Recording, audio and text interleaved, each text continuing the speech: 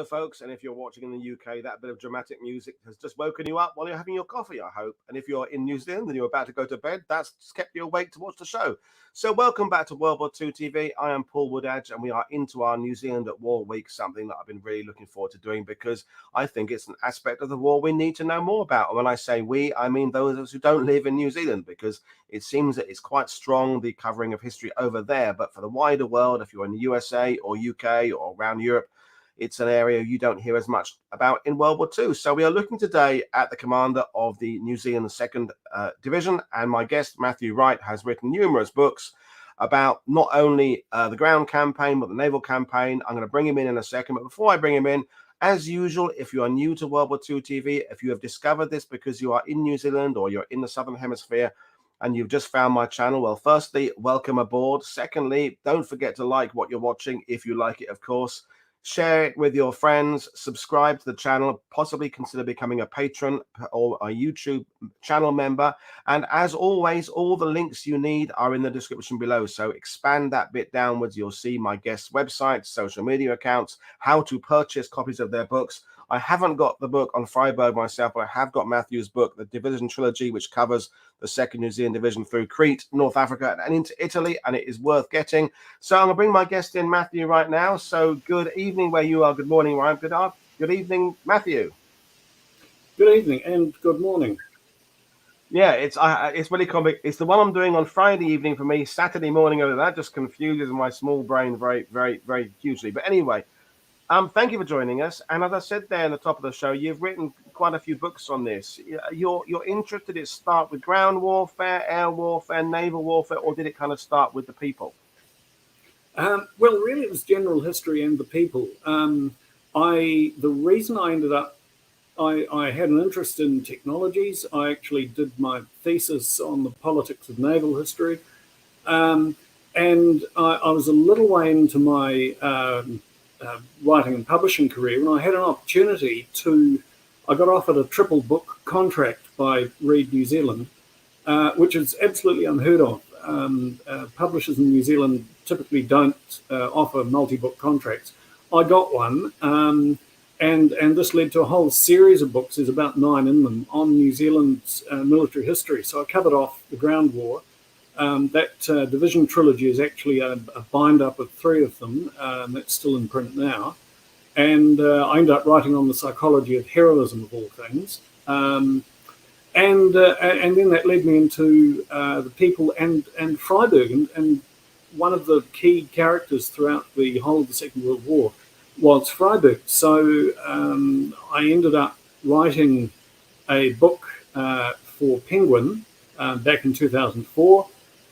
It's out of print, but I have a copy myself. Freyberg's War. It's got the famous Crete picture on it. And this was basically a military study of Freyberg and of his performance, which had gone through a number of phases of understanding throughout New Zealand. So the historiography of it was that he was a great unrivaled hero, a genius tactician, apparently at the end of World War II. That was how he was received publicly. That then went through a reversal. He was debunked, as it were. And I felt that a lot of what was said about him was actually untrue and unfair. So I went to have a look at what the story was there. In the process, it became very clear to me that people were what counted. And Freyberg was an incredible character, an absolutely astonishing person, somewhat on the Asperger scale. I think that it's fairly clear. So this led to a second book much more recently. I've got conveniently, there's one just behind me there, Freyberg: A Life's Journey, which is a character study, not a military study. But it seemed to me that you couldn't really understand what he was doing and how he led the men and his conduct on the battlefield without understanding his character. And then drawing that further without understanding the political context of what he was doing and the wider limitations. So that was the sort of foundation of what I was doing. And I guess what I'm going to talk about today is how to understand Freyberg from that perspective. So from the perspective of the limitations he was operating under from New Zealand, which simply do not appear in most of the international interpretations, and how that related to his character, which was quite pivotal to not just to his battlefield conduct, but to the relationships that he built with his officers, thus, of course, contributing to the way that the division performed, and with the men. He had an extraordinary human touch, which sounds a bit odd for somebody who was sort of a bit, hard to penetrate. So, I mean, this is exactly why people like myself are bringing people like you onto my channel, because he is written about by anybody who's tackled the Western Desert, for example. He's going to mention Freyberg at some point because he's so influential there. If you mention Crete, he's going to come up there. He's going to mention it in Monte Cassino. But understanding that he's not so much he's fighting with one hand tied behind his back, but he's fighting with a different level of resources and different political situation behind him than perhaps an American general or a British general or even a German general. And that's why you're here, frankly, Matthew, is to offer the uniquely New Zealand point of view about him, so that if anyone's watching this who's perhaps read about Freyberg in a, I don't say conventional, but a British or American written book about North African campaign, they might go away from this with a different opinion. Although we've already had people saying he's their favourite general of World War II, so that's a good start if we've got people watching who think he's great. But we've put together a few images for you folks of some maps, because this is a broad sweep of his career. We're not going to go into a deep dive on any aspect of it, because you're talking to someone who went through Crete, North Africa and Italy. And of course, we could do a whole show about his First World War and interwar period as well. That would be worth discussing. So we can come back and do a deeper dive later on. But Matthew, we'll start off. And basically, folks, if you have questions, we'll kind of do them as we go through. So if you've got questions about Crete, we'll do that when we're discussing Crete. But I'm going to hand over to Matthew now to kind of take us through this extraordinary gentleman's career, or part of it, because an hour is not long enough to tackle this guy's enormously varied career. But I'll hand it over to you, and viewers, sit back and enjoy. Well, I guess, where does one start with Freyberg? And I think that the point, certainly for the 2nd New Zealand Division, what came, where did he come from? What did he do? He was actually born in Britain. I believe there's a plaque on the house in Surrey where he was sort of born and brought up. They moved to New Zealand when he was 2, settled in Wellington, in above Oriental Bay, where there was a swimming pool, and he became a very enthusiastic swimmer. In fact, a New Zealand champion swimmer.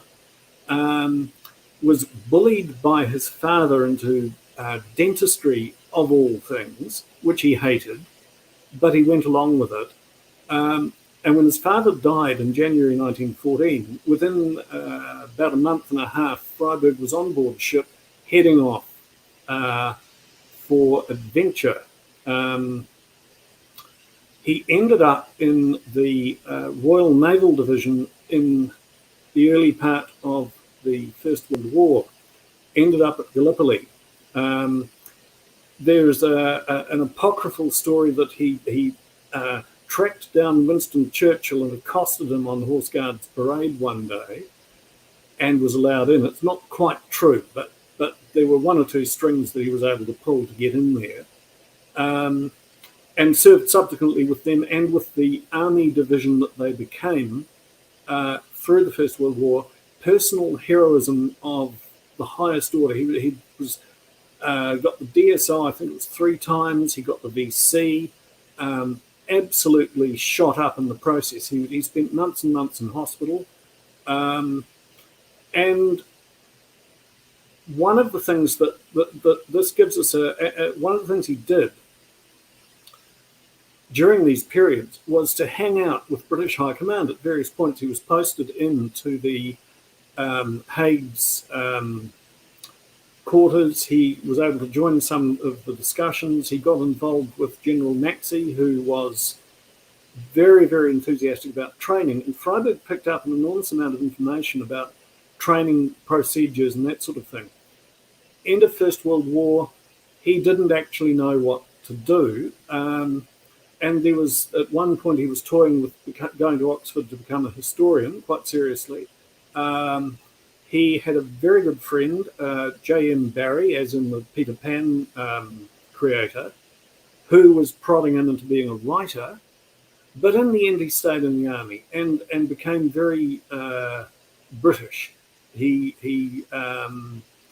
picked up through the interwar period, went through the normal promotion process with seniority, the seniority system. He was exactly equivalent, close enough to Wavell, for example. So it was that generation. 1935, he was promoted Major General, was to be sent to India to a post there, failed the medical. He had a heart murmur which had been brought on by over-exercising.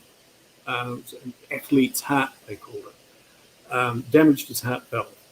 So he ended up on half pay, and after the regulation period had to leave the army, which irked him tremendously. When World War II broke out, he re-entered the service for home duties only, pulled a couple of fast tricks to get himself medically past fit, and at this point was accosted by the New Zealand government. The New Zealand government was intending to establish an expeditionary force with a single division at the core of it, as they had in the First World War. They were looking for a commander, and Freyberg was recommended to them. The Deputy Prime Minister of the day, Peter Fraser, went across to London, interviewed Freyberg, gave him the job on the spot, was sufficiently impressed with that, and Freyberg then came out to New Zealand to set up the division. Now, I've just sort of skimmed through all that fairly quickly. There's a lot more that could be said. But one of the key things about it was there was a good degree of politics behind what New Zealand was doing. There were two things happened. One was that in the late 1930s, New Zealand had been through a foreign exchange crisis, and Britain refused to lend money to recover the situation. They objected to the Labour government's social policies, and this was the reaction. So politically, New Zealand then swung around to back Britain completely in the war, and the division was part of that process. So there was a certain political side behind it. There were also direct political sides in that the army in New Zealand had been through some very lean years and didn't have enough senior commanders. There was a little cabal of known as the colonels who had staged something of a coup in the sense of protesting cuts and were persona non grata. And Freyberg had to take them anyway, which he was quite happy to do. He was interviewing people on merit. But he also took James Hargest under some duress. Hargest was a First World War hero. He was decorated. He had been a soldier, but he'd become a politician, and he became brigadier in the 2nd New Zealand Division through intervention from the Prime Minister, Peter Fraser. So there was a little bit of politicking there, and I'll come back to the Hargest point later, obviously. So we've got Freyberg, here he is, first time back in New Zealand in over 20 years, re-engaging with the New Zealanders that he knew, the New Zealand that he knew in his youth. You've got to think, well, there was quite a bit of a learning curve there. It took him quite a while to find his feet. He knew they were going to Cairo and had found for training as they had in the First World War. So it was and one of his key priorities was to get the division trained up. And just to interrupt you for a second, Matthew, it seems to me that he's the ideal person, and he's a bridge between the British way of doing things and, for want of a better expression, the colonial way of doing things, because You can see that in the early war of the Australian New Zealand commanders who've been very, very Australian or New Zealand in their way of thinking, and they're now kind of moving into that kind of the Sandhurst British way. This can be a bit of a difference. So is he kind of a bit of a bridge between the two worlds? Well, sort of. What actually happened was that he'd forgotten how to be a New Zealander. He'd become very much part of the British Army institution, and there was quite a bit of friction. They didn't quite. He and his senior officers initially, and through until after the battle for Crete, in fact, were fairly gingerly finding their way with each other. The officers, and this includes Edward Puttock, for example, who was the, I think, 4 Brigade Command, among others. Howard Kippenberger, who was he was at the time he was at company, I can't recall offhand immediately. He subsequently became brigadier. They all felt that Freyberg hadn't quite got it in terms of how to handle New Zealanders. New Zealand colonial society, initially egalitarian. There was a very sense that everyone was theoretically equal, and this reflected through into army practice with a lot of what, from the British perspective, was just slackness. People forgot to salute, and the officers didn't mind, or they called each other by first names because, hey, that's what they did in Civvy Street.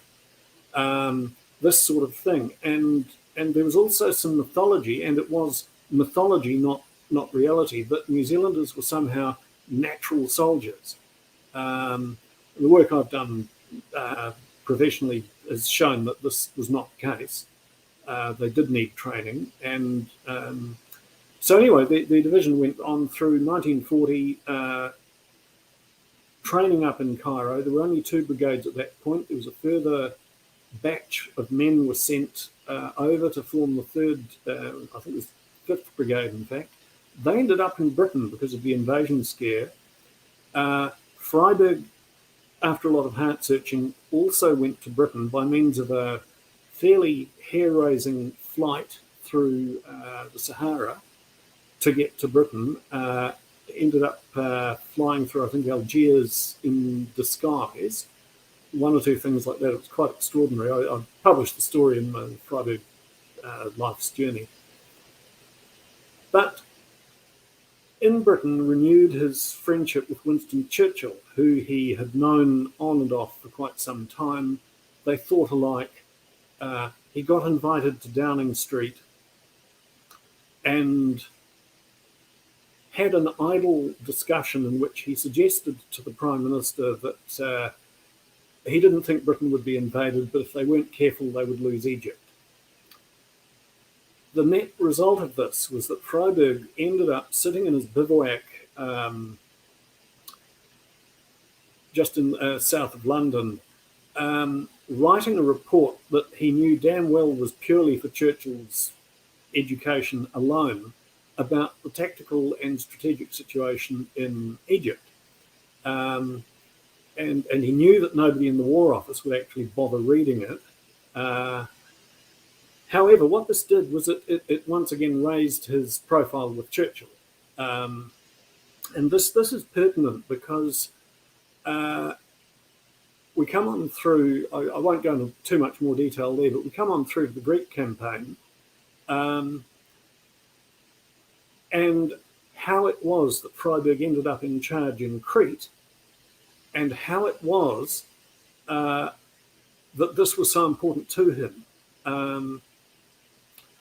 So running time forward through into early 1941, you've had the major invasion scare of Britain was over. It was still possible. Focus of the war now changes into North Africa as far as Britain's concerned. Churchill's champing at the bit, wanting to get at the Germans one way or another. He still had his enthusiasms for what he called the soft underbelly of Europe, meaning the Balkans or some means of attacking through from the south. And out of this came the intervention in the Greece. which was quite ill-advised. They went in very much under strength for what was being levelled against them. Freyberg was extremely uneasy about it, not least because his division hadn't even assembled and trained as a unit at that point.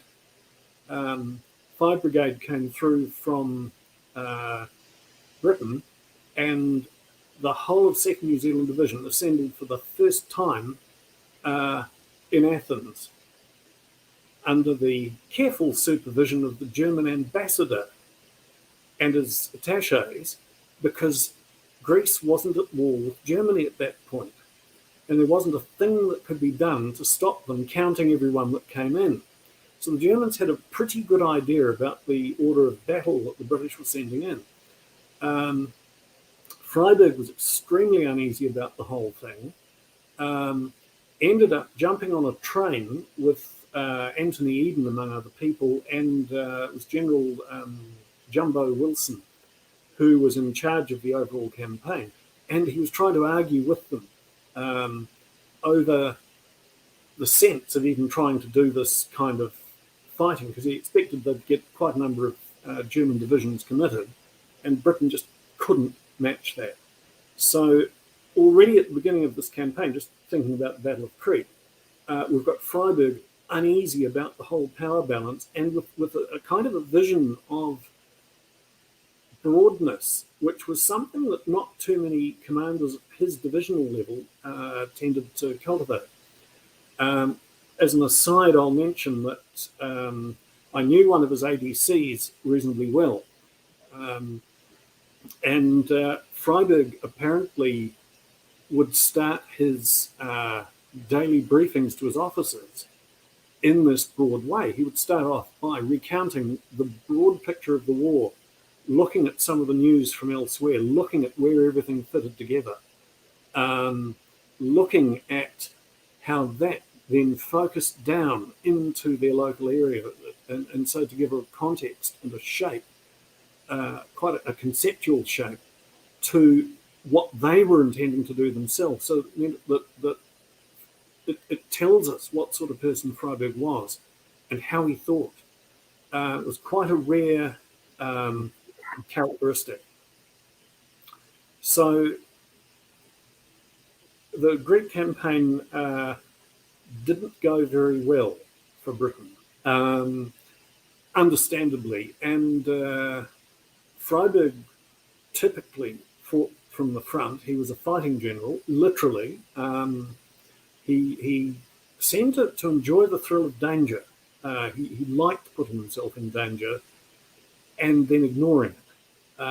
And it was kind of almost a schoolboy, sort of schoolboy braggadocio that he would put into it. Probably the adrenaline was a good thing. And yet he could disconnect himself. If he was in physical danger, he could disconnect himself from the fact of the physical danger and figure out ways out of it. And he did this quite often. So he had about 11 staff cars shot out from under him by strafing and various other means as they retreated south.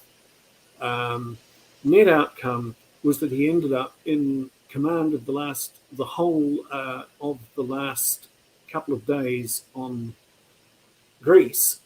Wilson flew out, leaving Freyberg in charge of everything, basically getting the troops down to the evacuation beaches where the Mediterranean fleet picked them up, which itself was an absolutely astonishing feat of arms by Admiral Cunningham and his ships. Just simply astounding what they managed to do under conditions of fairly complete enemy air superiority. So Freyberg was expecting to return to Egypt, and 4 and 5 brigades of 2nd New Zealand Division were dumped on Crete. Freyberg stopped there briefly himself, thinking that they would then be moving on. 6th Brigade remained on the ships along with his headquarters. A day or so later, they all sailed off. Wavell turned up and appointed Freyberg commander of the defences of Crete. Now, this had come from Churchill. As I mentioned earlier, Freyberg had managed to put himself on Churchill's radar. Churchill was looking for a senior command for him, and this was it. Freyberg had no headquarters. They'd all been sent back. Even the divisional headquarters had been sent back. He had a couple of brigade headquarters there, but very little in the way of staff. No heavy equipment. They'd left a lot of artillery back on the mainland. Even the divisional cavalry had to abandon their armoured cars, so they had almost nothing. There were British forces there who were in similar circumstance, and it was very difficult to get anything in because the Luftwaffe had full air superiority, and as Freyberg put it, Crete was backwards because all of the key harbours were facing north where they could be got at by the Axis forces. So he protested it, but agreed to accept the position. And I guess for him, here he was facing a significant military challenge. He had very severe doubts, which he aired to Wavell about the sense of even trying to do this. He thought that all it would do was lead to another defeat for Britain. And he was right. His method of assessment of these things was pretty sharp. Churchill arranged for him to get what was then known as Orange Leonard, the Enigma decrypts that were coming out of Bletchley Park. And one of the debates that occurred in the late 1990s, I think, Anthony Beevor wrote a book on Crete using information from the Orange Leonard data. It was later called Ultra. In order to claim that Freyberg, who by his account was a bit dull, had somehow misinterpreted the information and wrongly organised the forces on Crete for the defence. Thus, therefore, the island fell. I actually waded into this at the time. I was writing that first war biography of Freyberg at the time. I actually ended up on TV in New Zealand, effectively arguing against Beevor, not face to face, but through a subsequent interview. And the reality was actually very different. Freyberg understood what he was up against, made the best of it. He understood that there would be an airborne assault, and he set out his defences accordingly. One of the things that he was told early on was that he was to expect anything up to 10,000 men by sea, along with armour. So, and that was never rescinded. In reality, the Germans had difficulty getting sea transport, and what actually came in by sea was not a hell of a large force. And then it was stopped by the Royal Navy anyway. But Freyberg didn't know that. He was not told. And nonetheless, the focus that he had was on the defence of the airfields against paratroops. Now, it's possible to get down into the weeds and dig very, very deep into the battle for Crete. The debate here in New Zealand has been very intense and quite personalised at times. Certainly in the immediate aftermath of the war, it got very personalised because, of course, the field commanders involved at Malamy Airfield, for example, with the exception of Hargest, they were all alive and able to defend themselves against allegations or some commentaries about their conduct. Subsequently, it sort of passed into history. Hargest, who was in command of that region, was quite sadly ended up killed in Normandy when he was running as an observer with the US force in 1944. So he was unfortunately not around to defend himself. But he also received due allegation of command failure. I won't go into too much detail on that, other than Freyberg himself doesn't appear to have had too much to do with the issue, that his deployment actually did work. Where it failed was in the immediate field command in the New Zealand sector around Malamy Airfield. And I could go into that in a lot more detail. But from Freyberg's perspective, and this is something to, in terms of his command style, he was still feeling his way with his commanders, so he didn't directly intervene. It stood against what he normally did. And had he more directly intervened, it's quite possible that the breach of the Malamy perimeter and all the rest of it would have been fixed. The evidence is that Hargest had actually suffered recursion of he had shell shock in the First World War, and he just sort of paralysed up and didn't do anything. But however, that was just the way things went. Freyberg did what he could at the time and was very successful at it, despite the odds. I want to say something too just about this photograph. I knew the guy that took it, John White, who was Freyberg's ADC, and John told me specifically how this photo was taken. It's at Creforce headquarters, this improvised HQ that Freyberg had inherited from a commando that had been set up there. In the foreground there you can see the immediate parapet and the barbed wire. Freyberg was outside the parapet, and that's his other ADC, Jack Griffiths, who was I also met, who was an all-black among other things. And John told me that he'd lined this picture up with the two of them looking out at the incoming Luftwaffe attack on the opening minutes of the battle, at which Freyberg incidentally murmured, "right on time," thus letting slip that he actually had been tipped off. And we know how that happened. And just at the very instant that John clicked the shutter, Jack turned to look at him to call for a pair of binoculars. So that's why the photo is framed up the way it is. I think it's quite a neat story, because the picture turns up all the time. And without proper credit, I think Imperial War Museum hold it and don't credit it. But it was taken by John White, and that's the story behind it. Well, just to let you know, Matthew, we've had varying views on the sidebar about Freyberg and Ultra. One saying that was the New Zealand Ultra blunder.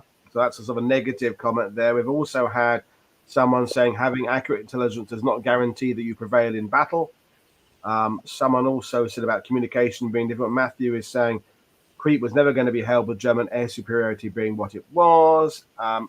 We've also had just because they know we are coming does not mean they can stop us. So there's various ideas about what he can do with this. I mean, the point is, as you said yourself, Matthew, when he arrives there right at the beginning, he doesn't think it's a campaign that's going to go that can come out well. It's always going to, given the Germans have air superiority, given the lack of force, it's kind of always going to end one way, isn't it? But it is interesting. There is still this debate about exactly what was known and who knew what, and Ultra records not being perfect. But yeah, I'm glad people are able to jump in and join on these comments, because it's clearly provoking people and getting people going.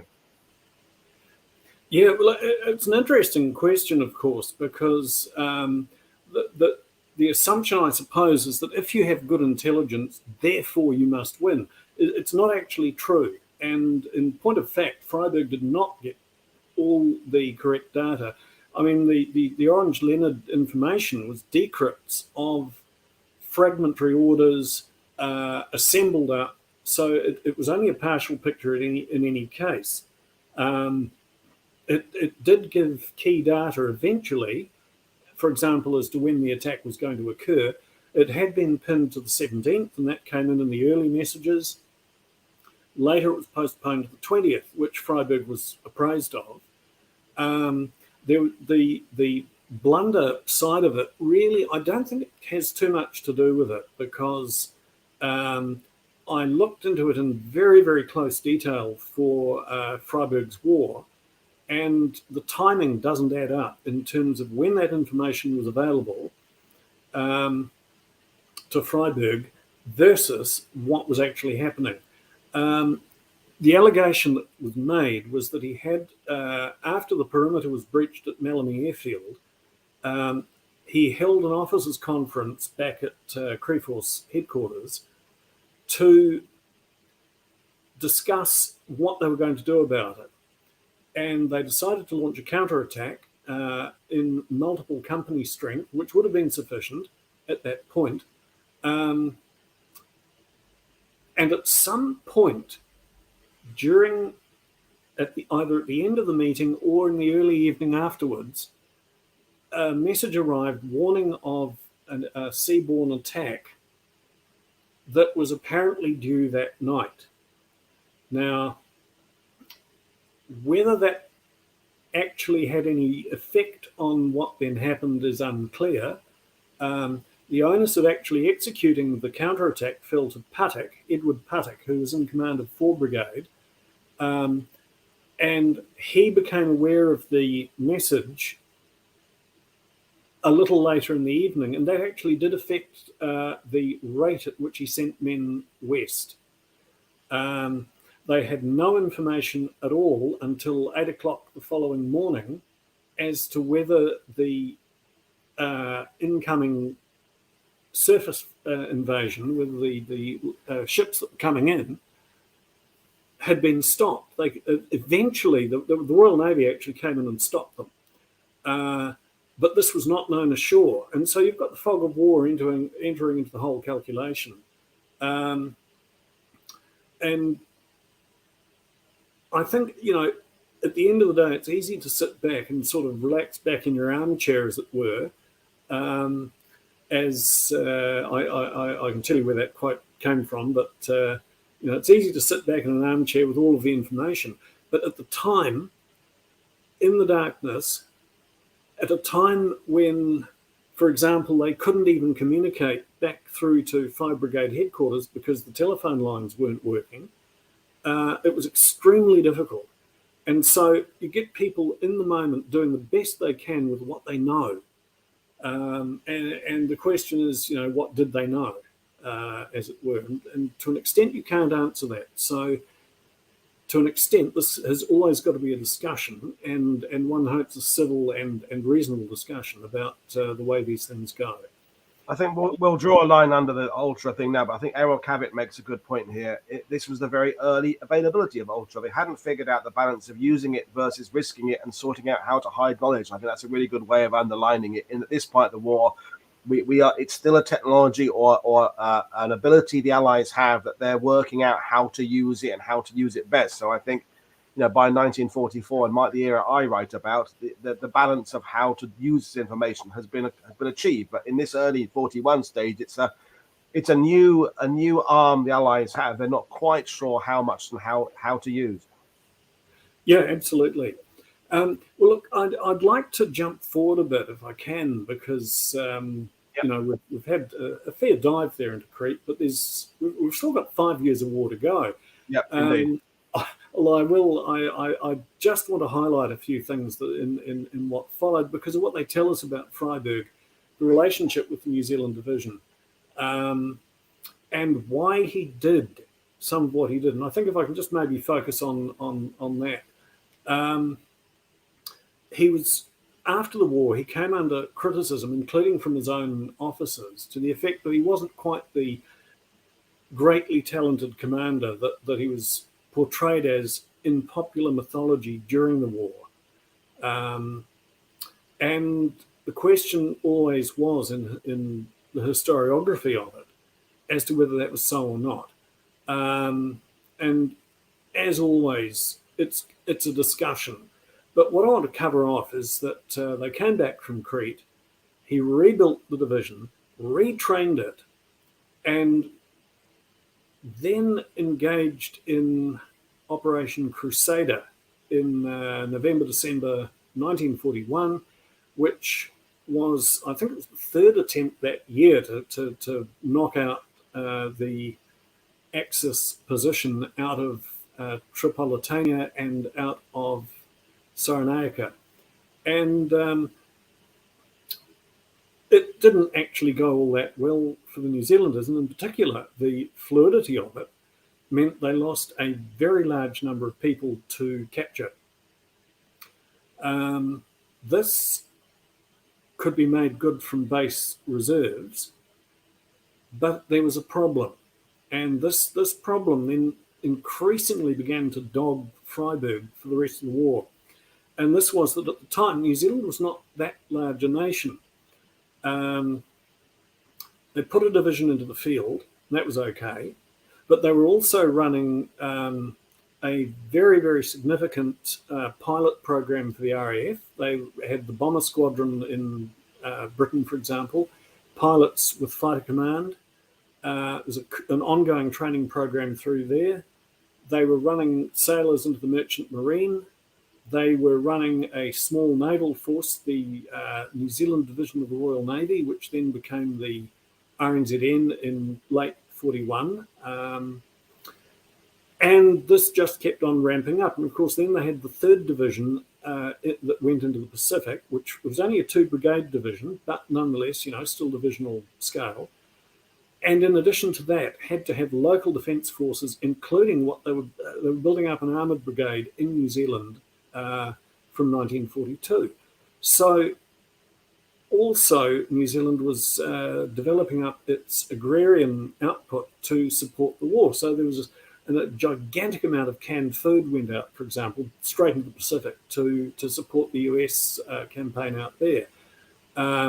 Other food was being sent to Britain, most of it sunk by U-boat in transit, but, frozen sheep, which I imagine probably tasted of cardboard by the time it got to London, but still, and stretching the resource that New Zealand had, and there were absolute limits to how much they could then reinforce Freyberg's division.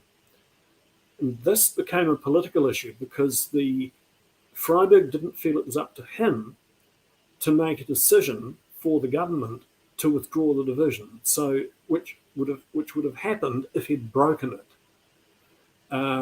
So he had to be incredibly careful about casualties, and he was perhaps overcautious.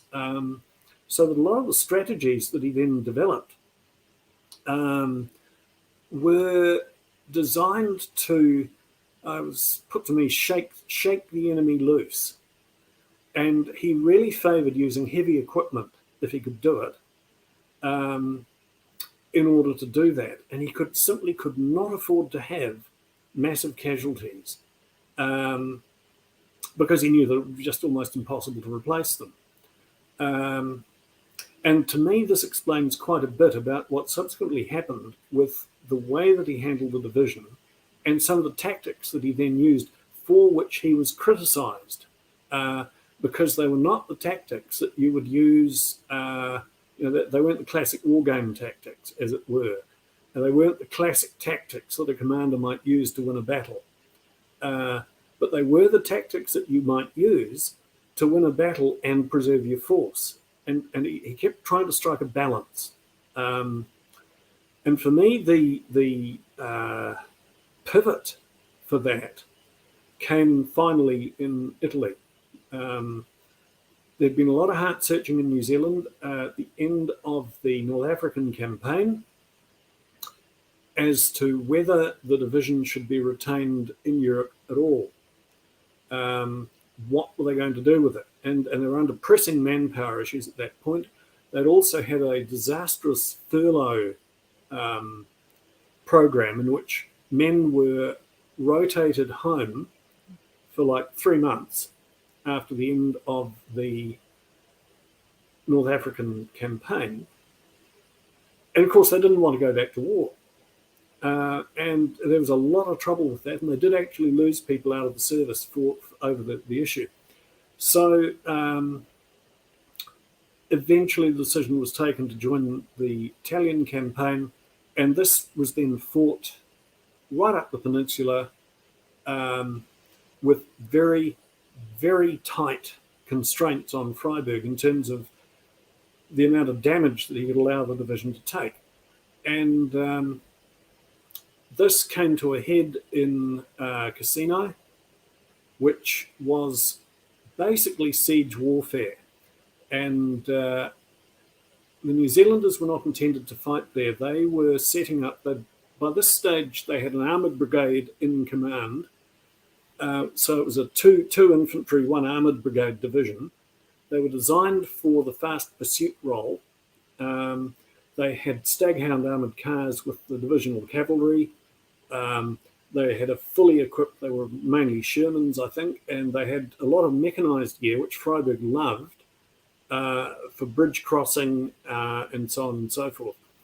It came up to Cassino, and suddenly they were involved not in a fast pursuit up the Luri Valley, but in the siege of this phenomenally well-defended place, urban fighting in these broken urban areas that, they just couldn't get through with the force that they had. And Freyberg tried everything he could think of.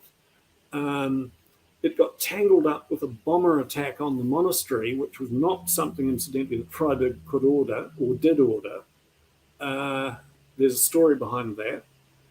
Well, in fact, Matthew, we had someone right at the beginning ask about that and the story about Freyberg and Mark Clark. So if you want to just take 2 minutes to elaborate on that, because we had that question. I'll try and find it again. Yeah, look, happy to do that because it's quite pertinent to what happened. There was a bit of bad blood there.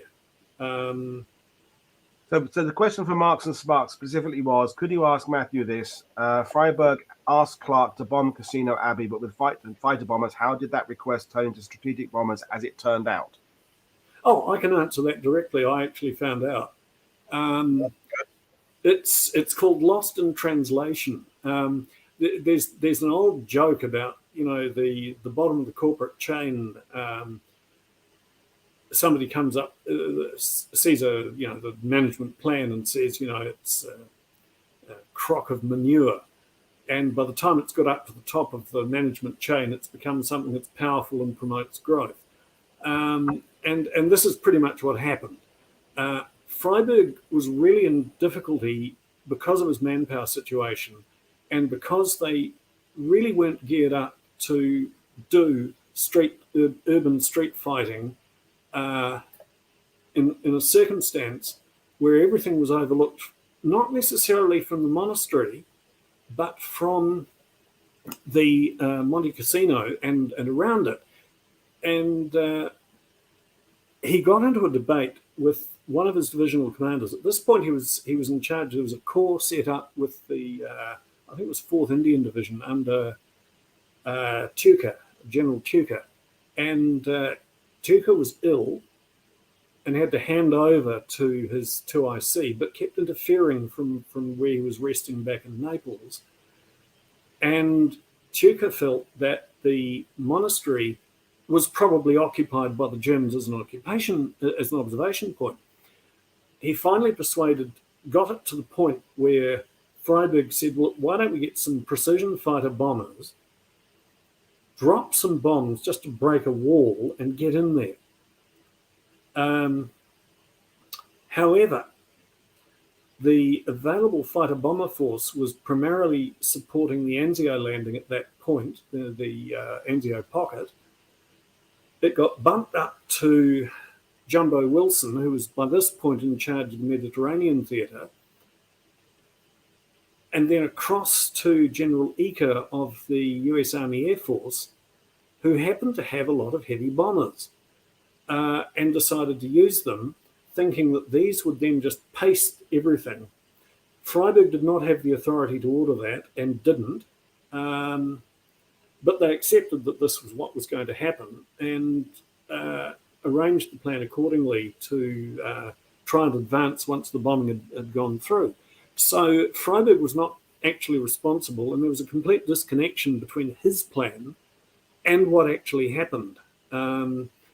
And the high-level bombing was incredibly inaccurate. There were bombs even falling behind the New Zealand line at points. So it didn't actually achieve any particular military advantage at all. And of course, there was hell to pay afterwards. Now, Clark had agreed to all of this at the time, but he had hidden his broad dislike of Freyberg. He felt that Freyberg was a threat. Clark had been a staff officer, didn't like this experienced and by this stage fairly famous, essentially British officer coming through to do what Clark himself had failed to do, which was to punch through at Cassino. So there was some hidden bad blood there, and it didn't come out until after the war when Clark published his memoir. And by this stage, Freyberg was Governor General of New Zealand and felt he couldn't respond because of the conflict with that position. So the debate went from there. And of course, the whole thing ran against the instruction to try and keep Italian monuments intact. But it was definitely an issue of missed communication and the message being lost on the way up the chain. Freyberg knew Wilson personally. Had they communicated, I'm sure it could have been sorted out, but they didn't. So, however,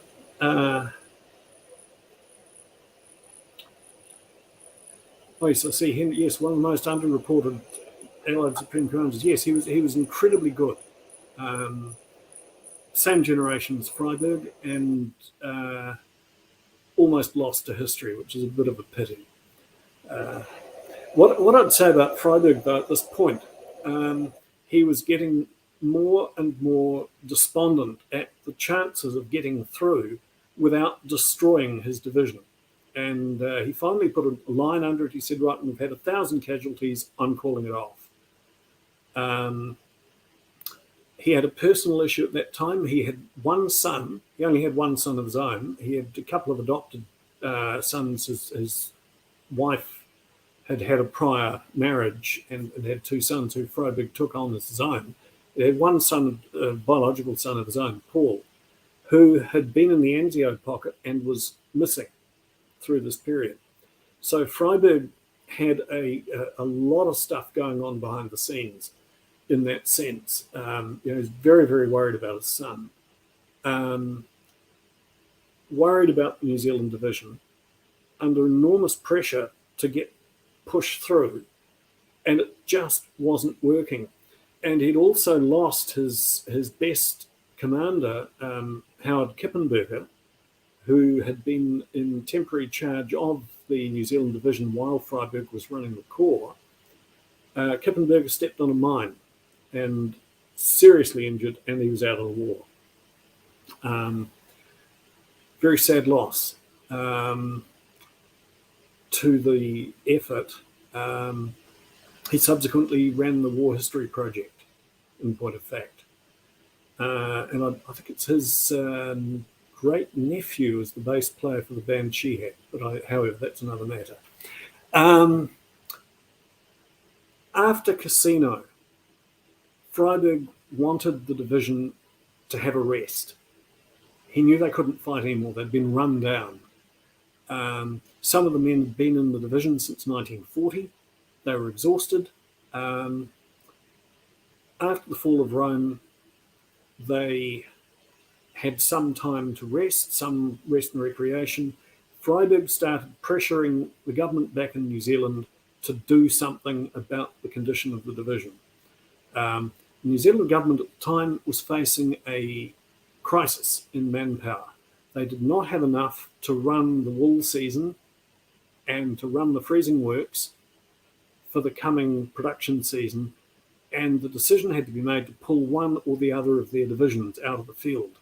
And which one do you do? Do you take out the Pacific Division, or do you take out the division in Italy?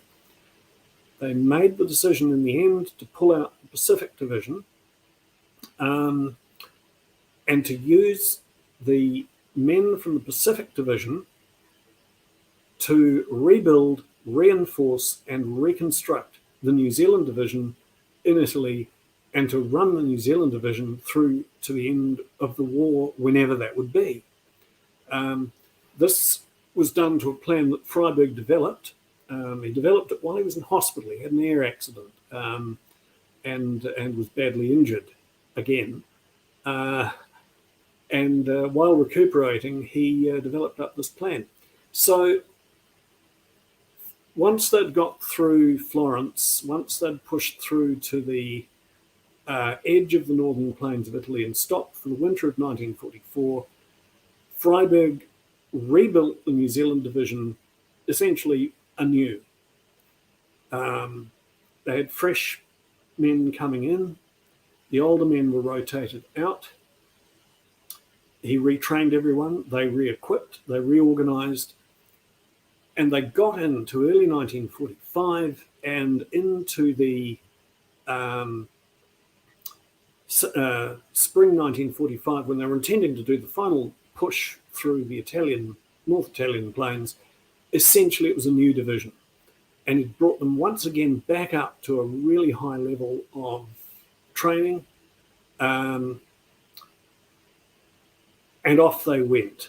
In beginning of April 1945, the final push. And it was a brand new division in effect. And they were also fighting in ways that Freyberg was very, very good at. He was an absolute genius at river crossings. Very, very good at it. This, in fact, had been one of the job descriptions, was one of the requirements of his job description was that he had to have had experience at river crossing, which he did. And of course, these were the battles of the stop banks. They were the battles all the way up through to past Venice, through and eventually to Trieste. But there was one battle where they finally broke the German lines at the Guyana River. And Freyberg found out that the force behind it was basically the old paratroops that they'd met on Crete 4 years earlier. They've now become a ground division, but that's essentially what they were. I just forget the actual number offhand. I'm sitting here running this off memory. He and his staff decided that they would destroy them. And they did. It was an astonishing display of firepower to get across this river. And there were two reasons for doing it. One was that Freyberg wanted to have a decisive battle in which the New Zealand division would break the German line and open the way for everyone to punch through, and therefore open up the race across the North Italian plains. But there was this personal getting even with the old paratroopers. And it was down to the point where they set up, they were setting up for the attack, and Freyberg was worried they might have gone, they might have pulled back to the next stop bank. And he actually was heard to say, "I hate them, they're the Nazis of the Nazis." In the end, they were there. And what happened was they came in with heavy bombers, blew the hell out of everything with heavy bombers. They threw in, I think it was 180,000 rounds of artillery into quite a small area across there. Then they drove in with flamethrower tanks, the crocodiles and the wasps and so on, and just burned everything. They just soaked it with fire. At that point, there wasn't really a lot left, so they drove in with bulldozer tanks and flattened out the stop banks, flattened everything through, and marched through. And they managed to capture some rather dazed and disoriented Germans on the other side. But it was an incredible crossing, incredible demonstration, and there was a very great sense of feeling of breaking even with the Germans in the end. And that was the sequel to the Battle for Crete. And of course, then they charged forwards, got into Trieste, and end of the war, first confrontation of the Cold War. And Freyberg was absolutely at the front of that, which isn't often really thought about. And he had to defuse it, which he did. He arranged sports matches and things, so it sort of he made it friendly. So that really, in a nutshell, that's a fairly high-level run through, what Freyberg did, what he was, and he went on to become Governor-General of New Zealand, which was an entirely political thing by the Prime Minister because it guaranteed re-election. Freyberg was that popular. So, Wow. yeah. I mean, thank you for that, and we'll do a couple of questions, but obviously we're getting people saying, can we do more on Crete? Can we do more on North Africa, El Alamein, the Second Battle of El Alamein, more about Monte Cassino? But as you said at the beginning, folks, this kind of was an overview, and we can do some deeper dives later on. But as you're talking there, firstly, I commend you for coming at this from a New Zealand point of view, because I think he comes up in lots of books I've read every now and then, but maybe from an American author or a British author, and hearing about him from your point of view, I think is very important. The second thing is how he makes a pretty fluid transition from kind of a defensive losing footing to an offensive winning footing all the way through. Other generals you can think of in World War II kind of have a break to kind of adapt their early war setting out, their stalled, their late war setting. He doesn't, apart from the wounds and things, he doesn't really get much time out of it to rethink things. And you said right at the beginning what the takeaway was, how he gives these overviews of where the war is going generally. I think that seems to me an asset. And the fact you said he'd consider becoming a historian, he obviously was very good at looking at that bigger picture. And do you think that probably is one of his key assets, that ability to just look at the whole war from some kind of global position? Yeah, he did. And I think it was. Also, he's absolutely a fighting general. He was always looking at ways to get at the enemy. And it was this broad thinking and again, very almost Asperger spectrum, a way of thinking that simply wasn't shared by a large chunk of the British Army and not shared by his peers. And so consequently, they dismissed him as being either stupid or dull or not able to look at things the way they should, not a good fellow, I think was the phrase that tended to be used. And Freyberg was quietly laughing to himself over this because during the Western Desert campaigns, one lieutenant general after another was getting sacked for doing things that Freyberg disagreed with, and over and again. And he watched all this happen. But he lost no opportunity. I'd be happy at some later point to talk about what he did in Supercharger, for example. Fighting general, personally leading from the front to make sure that the battle was going to go the way he wanted it. That kind of thing. He did other things too that were just peculiar, like during the left hooks, during the pursuit through Tunisia, towards Tunisia, he physically and literally led the division. He had a small unit out the front in a command tank, and he'd physically lead the column, which was something, normally a subaltern or somebody like that would do it. Nobody could figure out why Freyberg personally had to do it, but they thought it was kind of a schoolboy thing. Yeah, there was a photo I saw that I couldn't use because it was part of a copyrighted collection, but of him standing, I think it was on an M3 Lee or Grant, where he's standing, 20 foot above the stand with his binoculars looking at it, and you're thinking, you don't need to do that, mate. You can get someone junior to do that. But obviously, clearly, your enthusiasm for Freyberg comes through in the presentation. But just to kind of negate anybody who thinks clearly he loves the guy, it's a he's just writing books about someone he admires.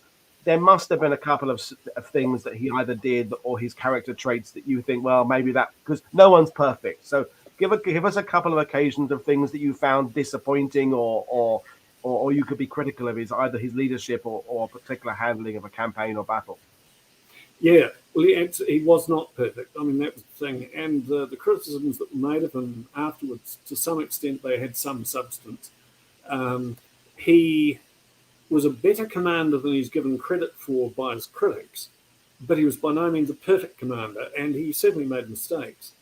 And I think he had a strength, which was that he could draw loyalty out of people in ways that other commanders couldn't. But equally, he had his weaknesses, and one of them was this kind of schoolboy naivety that he presented quite often. He turned up, for example, summoned Geoffrey Cox to come and see him during the Crete campaign to get Cox to set up a newspaper.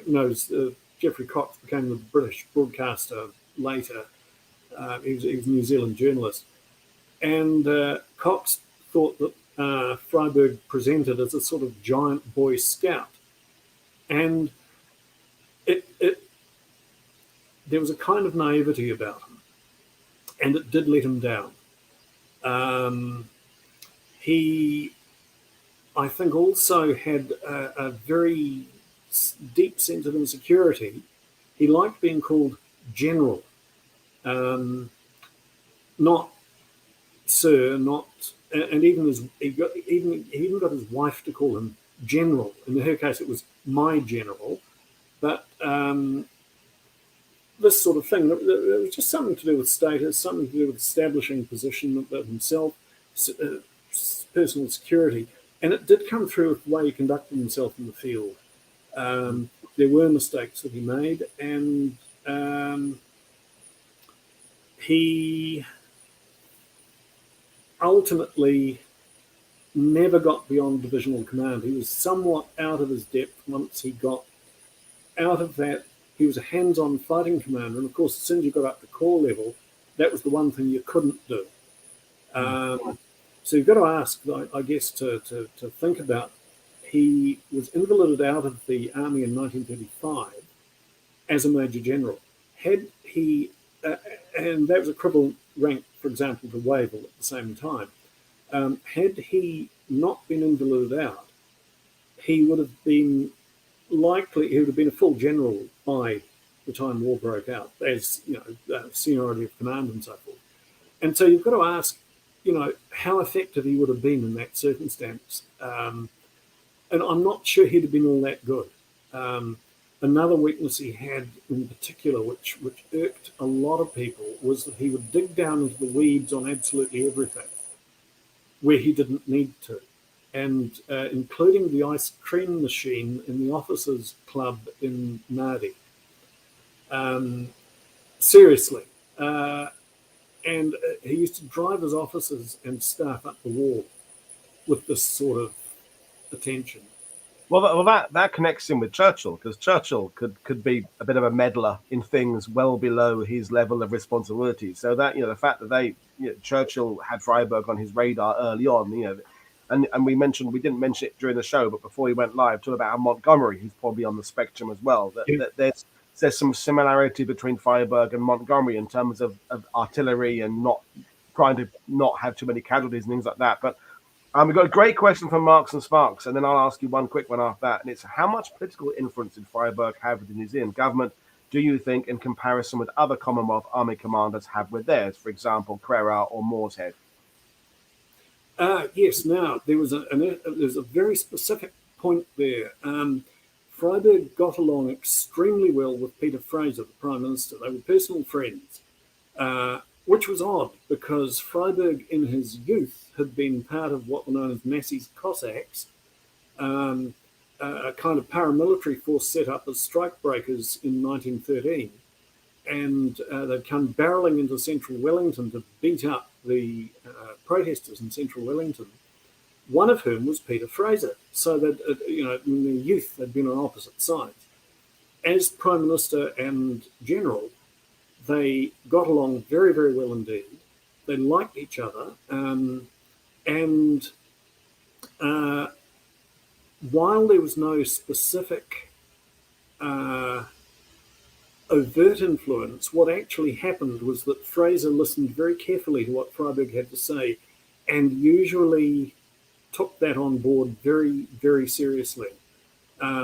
There were other advisors. I mean, back here in New Zealand, there was a full, sort of army staff and board, of course, including Patek, who had come back to command after Crete. But nonetheless, Freyberg in his recommendations, for example, for the structure of the division, basically what Freyberg wrote down was what happened. It just went back through the system back in New Zealand, and there it was. It was 1944 I'm talking about. So, yeah, and that was unusual. It was an unusual relationship in that sense. Well, one just last question for me, then we'll bring things to an end, and I think we're already having a request to invite you back in the future. And the last question is, and it's about something I do on World War II TV, of trying to use a range of voices from different countries and different backgrounds, is that the writing of World War II history is driven by the USA and Britain in terms of book sales and just how much exposure they get on TV. Without naming any names, do you think perhaps other nations are not incorporating New Zealand history as much into their accounts as they should be? Are they certainly not using as many New Zealand historians for their work? Well, I mean, I'd like to see as many New Zealand historians featuring as possible.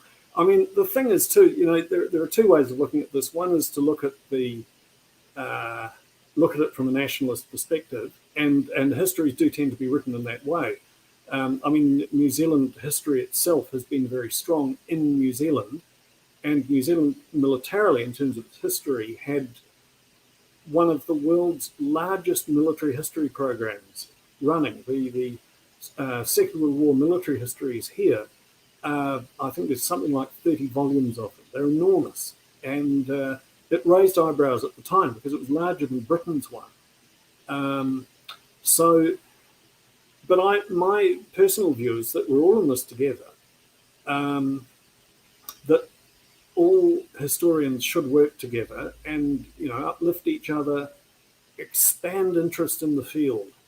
And I think that there's a New Zealand perspective that can contribute in a positive way to the historiography at global level, just as there are perspectives from other nations which will do the same. So, you know, if there's and given the way that the internet works, given the way that connections work, I think that there's a chance for that to happen. There is some ongoing connection, of course. You know, I mean, I've had my own affiliations, with the Royal Historical Society in London and that sort of thing, of which I'm a fellow. So New Zealand work is actually being recognised to some extent outside New Zealand. But it would be nice to see a lot more cooperation, a lot more collaboration between people and historians across the globe. Well, brilliant. Well, I agree. Well, I think we will bring things to an end. I'm going to just take you off the screen for a second to remind people what we were coming up, and I'll bring you back in a second. So, folks, this was the first of a double bill of shows coming your way today. So at 7 p.m. UK later today, I have Joe McCabe joining me from Ireland, who's written a fantastic biography called Rebels to Reels about Daniel McGovern, an incredibly famous, or should be incredibly famous, cameraman who amazingly took some photos after Hiroshima and Nagasaki, and about Joe's process of taking his photos and getting them published and creating a book. So that'll be later on. But as of now, I'm going to bring Matthew back on screen again just to basically say thank you very much for joining us, and reminding people the links to Matthew's website is in the description below. You can buy his books at all good bookshops, both in the USA, UK, Britain, Britain, Australia, New Zealand, around the world. So Matthew, I'll extend the invitation to come back and do a deeper dive on Crete or Monte Cassino, although we are already planning 2 weeks about El Alamein in November, so I think you'll be ideal to come back and talk about Freyberg in that. But did you enjoy talking to our little group of people? I certainly did, yeah. Look, it's been great. Thank you very much for the opportunity. And I look forward to coming back and talking in more detail. Brilliant. We will do that. So it's a good introductory show. So there you are, folks. If you were new to Freyberg before this program, you are now at level 1 of your Freyberg qualification. You can come back later in the year and pass on to level 2 of the qualification. Thank you, everybody. I'll try and get the words out. Thank you, everybody, for joining us. I will see you all again later. This is Paul Woodadge, World War II TV, saying enjoy the rest of your day. I will see you later. Cheers, everybody. Bye.